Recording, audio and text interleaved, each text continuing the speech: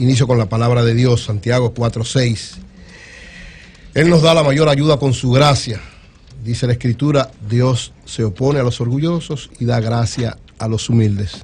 Nunca dejemos de ser humildes, de saber entender que los demás son muy importantes para todos nosotros y actuar siempre con respeto y con amor para con los demás. Eso es humildad. Miren, en primer lugar, siempre he dicho que al interior del Partido de la Liberación Dominicana va a haber un acuerdo entre los dos grandes líderes.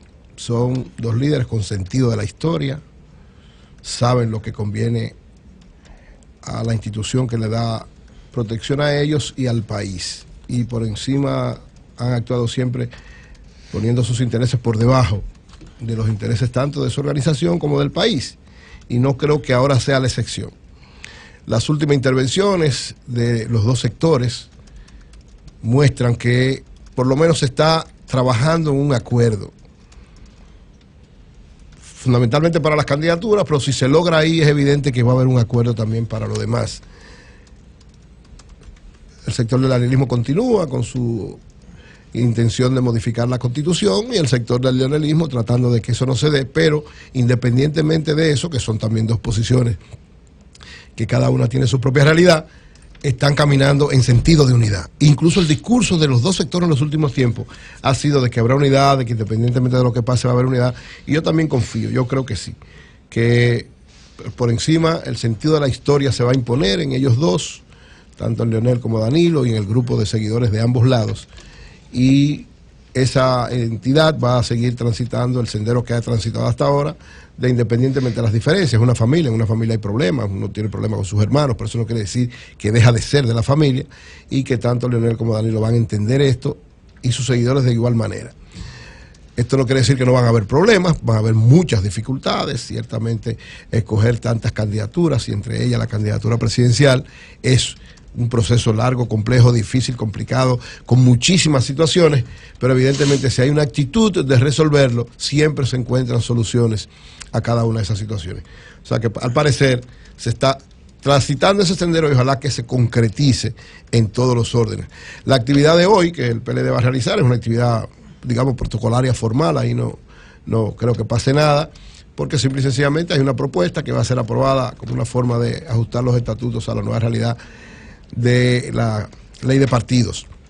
Y la reunión del lunes, como decía Julio, tal vez tenga una variación de fecha, de día, porque están compelidos todos los partidos, y en especial el principal partido del país, que es el PLD, a que antes del 7 de junio tiene que hacer con las candidaturas, reservar las que tienen que reservar, y evidentemente si no las reservan después puede haber problemas. Entonces para esa reserva tiene que haber un acuerdo entre quienes van a llevar las mayores candidaturas, que es el sector de Daniel y el sector de Leonel.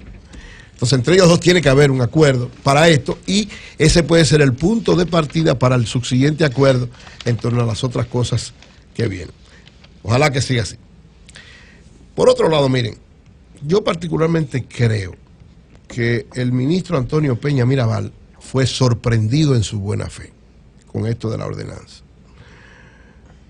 Yo soy muy amigo de Antonio Peña Mirabal, muy amigo, casi hermano, de mucho tiempo, no de ahora, sino de cuando ambos, como seguidores del presidente Danilo Medina, estábamos enfrentando las reelecciones del presidente Fernández, y pasaron muchas cosas que nos unificaron, y cada vez que voy a Santiago o hago alguna actividad de alguna naturaleza que tiene que ver con él, compartimos. Y sé que es un hombre que tiene una visión de hacer las cosas bien, de no crear conflicto, un hombre sumamente concertador. Y por eso digo que creo que fue sorprendido en su buena fe en este momento, porque me da la impresión de que le llevaron una información y le hicieron un planteamiento para ser firmado que a final de cuentas le ha creado un conflicto que él no quiere conflicto, porque él no quiere conflicto. Lo demostró con la actitud ante la ADP desde que llegó. Él es un hombre de concertar, no de conflictuar. Y esta ordenanza es un conflicto innecesario. Innecesario. Cuando las iglesias y la gente que tenemos visión de fe decimos que por ahí puede pasar la ideología de género, no, ni estamos hablando mentiras ni estamos tergiversando.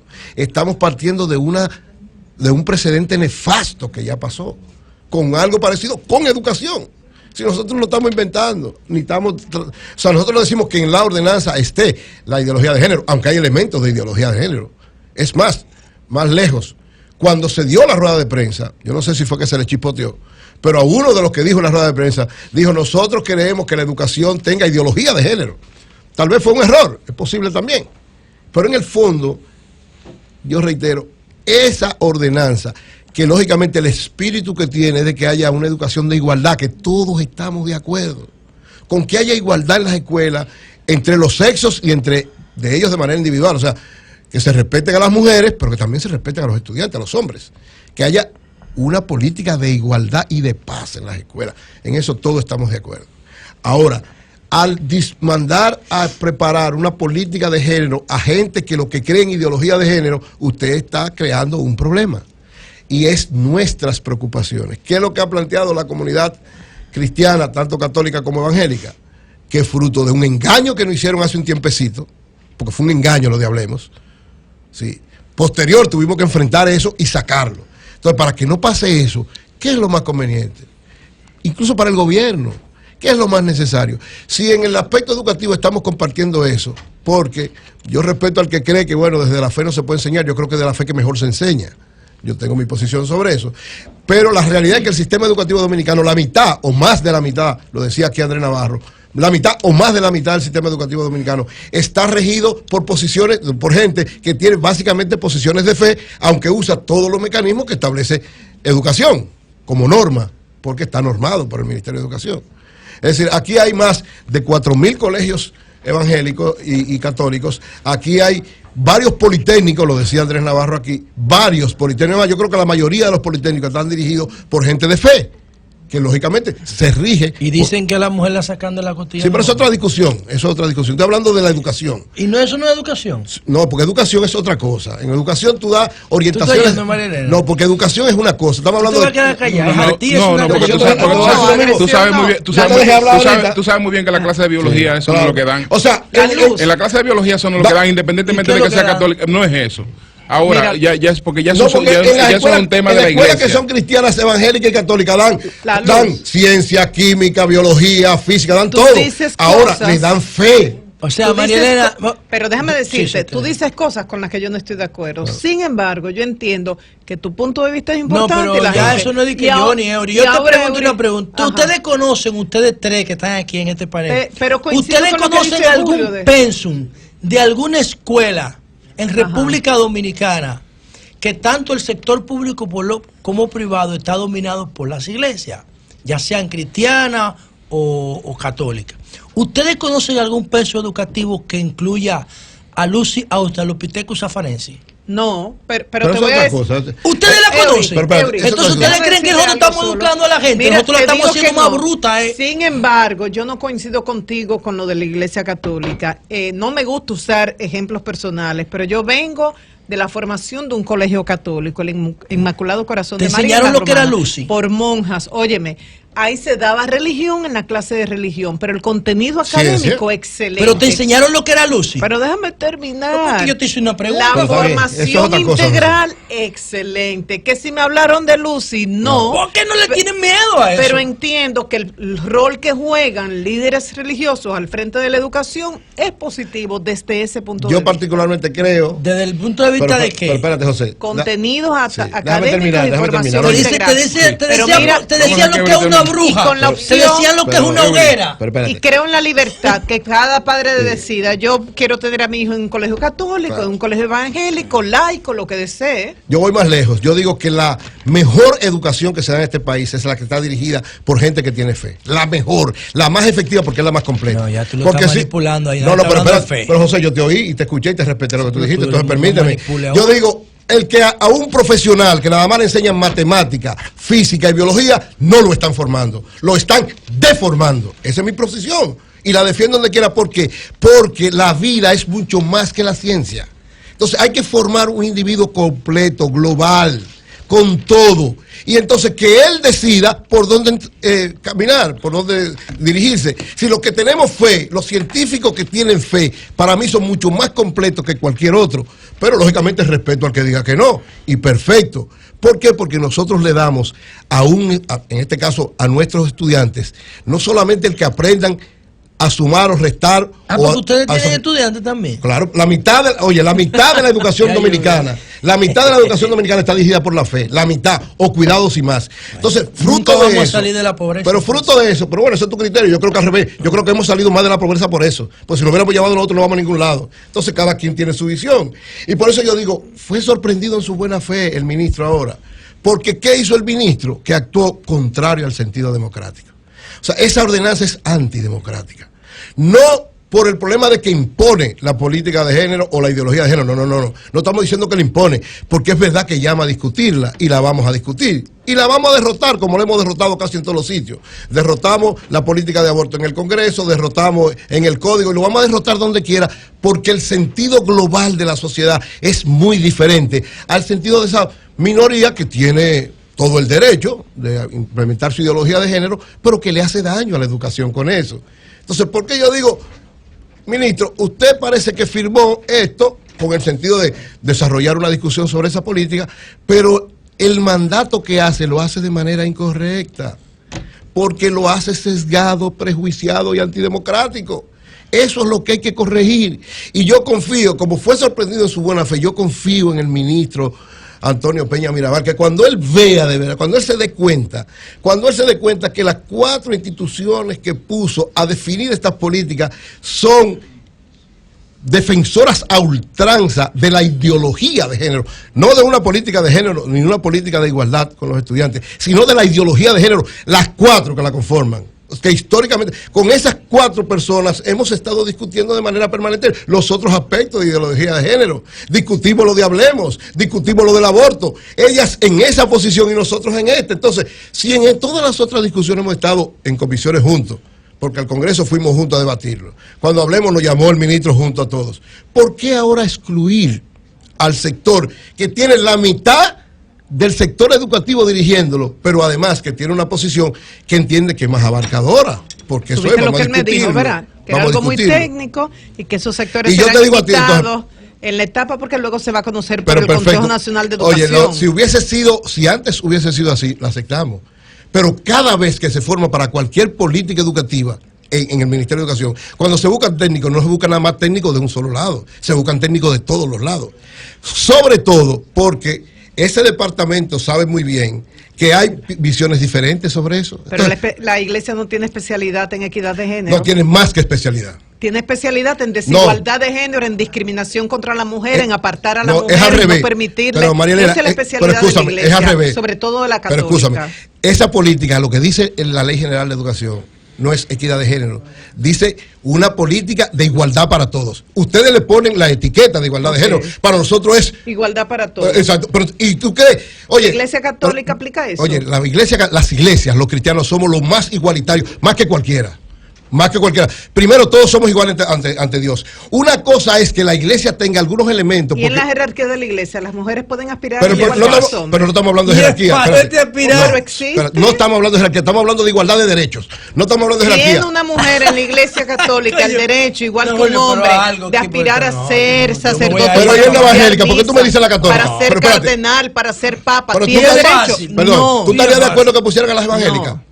En la evangélica hay más pastoras con pastores. La misionera Teresa Valenti, que vivió mucho tiempo. Ustedes ponen la pastora y ustedes administran. No, en el país se murió con ese dolor. Son los dueños de todo. ¿Creen que hay pendejos? Oye, los que tienen más sentido de igualdad son los cristianos. Por favor, más que todo. Está creciendo la nariz como Pinocho. No, Julio.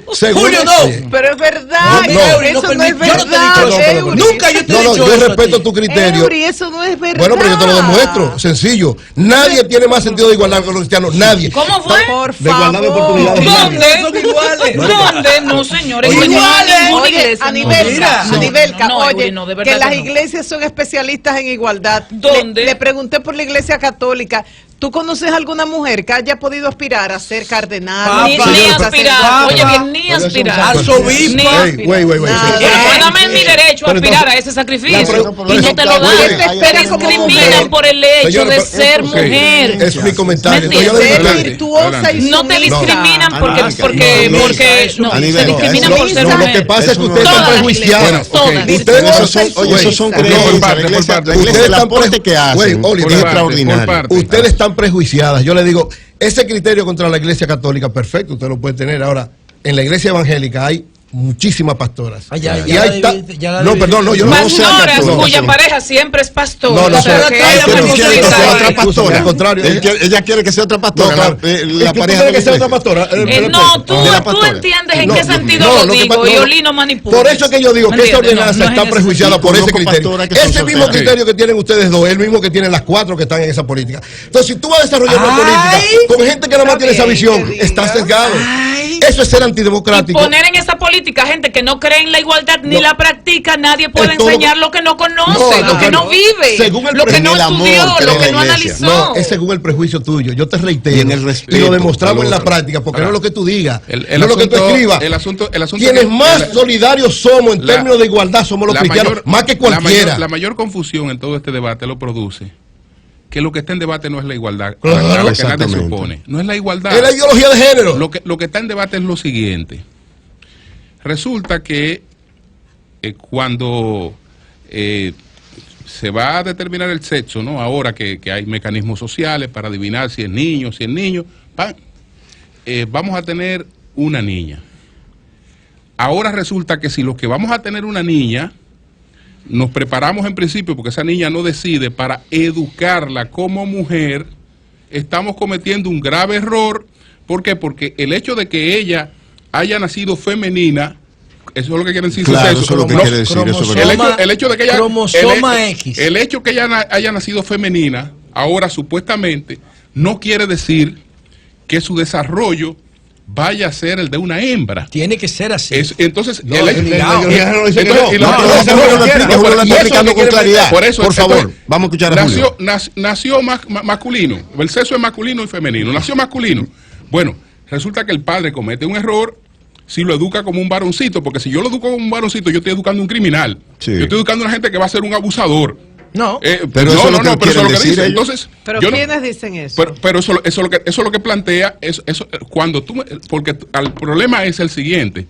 Estamos haciendo la diferenciación entre sexo y género. Sí. Y la diferenciación entre sexo y género va a ser que en el trayecto que va desde el género, desde el sexo hasta la definición de un género, hay una influencia cultural. Estamos diciendo que la influencia cultural en las escuelas y en la familia es negativa, porque cuando nosotros nos nace un varoncito, lo criamos como varoncito, pero como no se sabe si él en su género se va a querer ser un hombre o va a querer ser una mujer, yo estoy manipulando cuando yo lo crío como un varoncito. Si yo le digo, mira, tú eres un varoncito, tienes que tener estos comportamientos, etc. Yo estoy criando un abusador. Cuidar a tu hermana, eso me enseñaron a mí. Si a la mujer, es una trampa ideológica doble. Eso no es lo que se pretende. Si a la mujer la prepara, esas 4 eso es lo que creen. Si a la mujer, al educarla como mujer, le preparo y le digo que ella alguna vez va a tener maternidad y en sus ilusiones y en su juego la preparo para eso. No, ya yo le estoy diciendo, mira, tú lo que vas a hacer, tú lo que vas a atender muchachos en una escuela y tú lo que vas a hacer eso. No, pero eso no puede ser. Pero eso es lo que esa es la construcción. Esa es la construcción. Pero eso no tiene nada que ver con la orden departamental del Ministerio de Educación. Pero ¿cómo que nada? Claro que sí. Es que no tiene que decirlo porque tú no me estás planteando. Es que en la escuela no hay desigualdad. Si hay un espacio. Hay desigualdad. No es verdad que no hay desigualdad. Si hay un espacio. ¿Cómo se expresa la desigualdad? Si hay un espacio donde no hay desigualdad en la escuela, en ninguna parte de la escuela. ¿Cómo se expresa la desigualdad en la escuela? Que Julio dice que no hay. Los profesores hablan de que la ciencia, las matemáticas, los deportes para los niños y las niñas. ¿En cuál? Nuestras escuelas. Vamos a abrir el teléfono. Vamos a abrir el teléfono. ¿Usted conoce alguna escuela donde hay un programa distinto para las mujeres que para los hombres? nombre, yo no la conozco. Los profesores hablan también de que para las niñas las letras vienen bien. Estudios que se han hecho. Oye, ¿qué pasa con los niños y las niñas cuando salen de la escuela? Según estudios realizados por organismos, ahí están, y yo lo tengo, son amplísimos, 100 y pico de páginas. Las niñas van a cuidar a sus hermanitos, a cocinar, a lavar, a planchar. Pero esa es realidad socioeconómica. Déjame terminar, Oli, por favor. Pero yo te digo, estamos hablando. Déjame terminar. Y los varones van a jugar al play y a juntarse con los amigos. Tú me vas a decir, eso no tiene nada que ver con la escuela, pero en la escuela se habla de eso, porque surgen debates entre los estudiantes. Y esos son los estereotipos que hay que desbaratar, eliminar. Y para construir cuando hablamos de violencia de género, decimos, hay una cultura una cultura machista que está como base en esos feminicidios. Eso hay que cambiarlo para que el hombre vea con respeto a la mujer y la mujer al hombre también, y que podamos vivir en armonía, disfrutando, aprovechando los talentos de ambos géneros, pero sin discriminación que existe. ¿Cuándo hay discriminación? Cuando hay regocijo municipal en Villa Los Almácigos. ¿Y por qué? Porque pusieron en libertad al alcalde.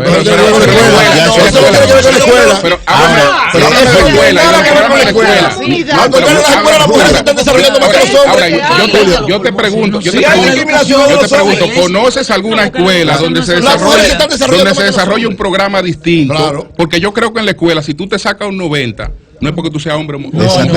Es porque tú te estudias más. Es porque tú estudias más. Y las mujeres están estudiando más que nosotros. De sacar nota. No, yo no sé que no saca nota, pero no es verdad. No es verdad. Si hay un espacio donde se pregona la igualdad, es en la escuela. Lo que pasa es que es verdad que el estudiante sale a una sociedad que es desigual.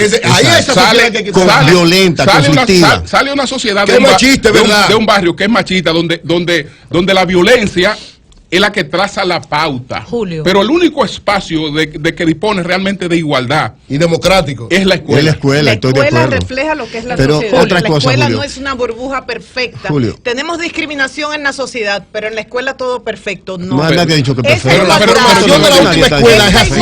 Se promueve la igualdad. La escuela no se promueve la igualdad.